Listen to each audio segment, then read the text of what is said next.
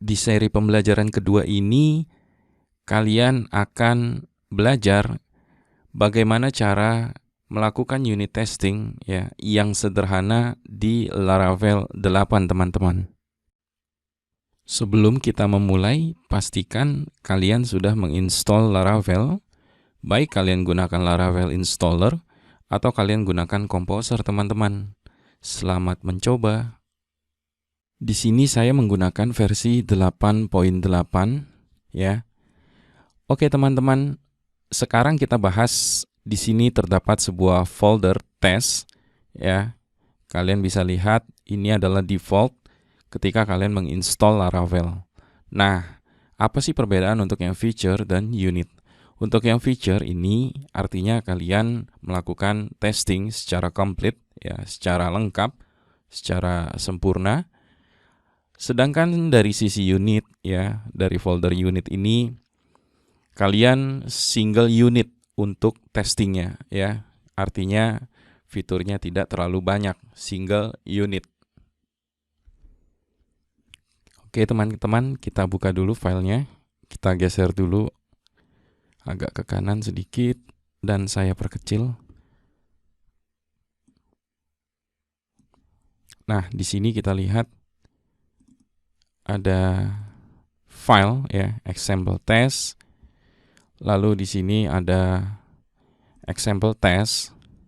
Kita bisa lihat perbedaannya dulu ya, teman-teman ya. Yang di feature ya dan yang di unit. Nah, perbedaannya adalah ketika kita gunakan yang feature, maka namespace-nya feature. Ketika kita gunakan yang unit, maka namespace-nya adalah unit. Jadi berbeda dari yang feature bisa untuk testing ya. Di sini sudah diberikan untuk refresh database untuk melakukan pengetesan pada sisi database. Lalu di sini ada unit ya.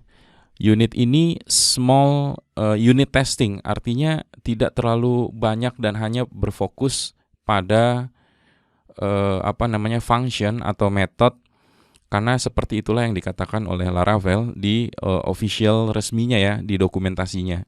Jadi kebanyakan developer itu melakukan unit testing pada bagian-bagian tertentu, tidak secara keseluruhan seperti itu.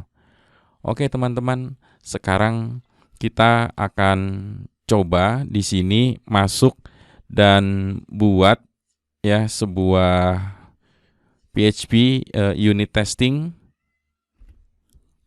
Kalian bisa ketikkan di sini ya, kita masuk ke dalam vendor, kemudian masuk ke dalam folder bin, lalu kita ketikkan PHP unit. Nah, kita di sini berada di versi ke-9 di mana kontributornya, ownernya, kreatornya itu adalah Sebastian Bergman, seperti itu. Oke, teman-teman, sekarang kita coba buat yuk. Coba buat sebuah file untuk kita lakukan testing. Di sini kita akan PHP Artisan. Jika kalian tidak tahu ya, kalian bisa help ya, karena Artisan ini banyak ya. Tapi kalau misalnya kalian hafal, bisa ketik seperti yang saya ketik ya. Tidak perlu lihat help-nya. PHP Artisan make test.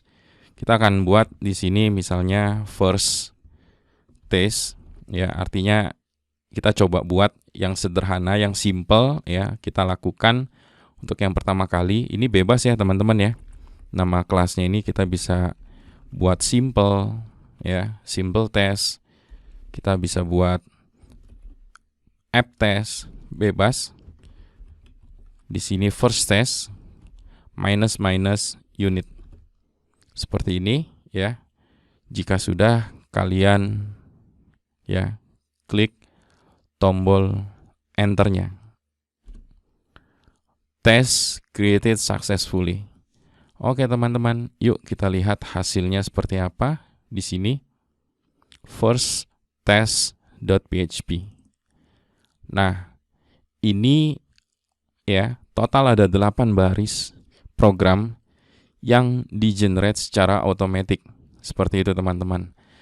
Nama class yang kita buat adalah first test. Lalu di baris 14 ini ada test example teman-teman. Di sini kalian bisa lihat ada assert true ya, dengan parameternya adalah true ya, kita set up boolean. Di sini merupakan sebuah condition ya. Kalau misalnya kita cek dan tidak ada error tentunya ya. Kita menginginkan tidak ada error, maka kita gunakan assert true.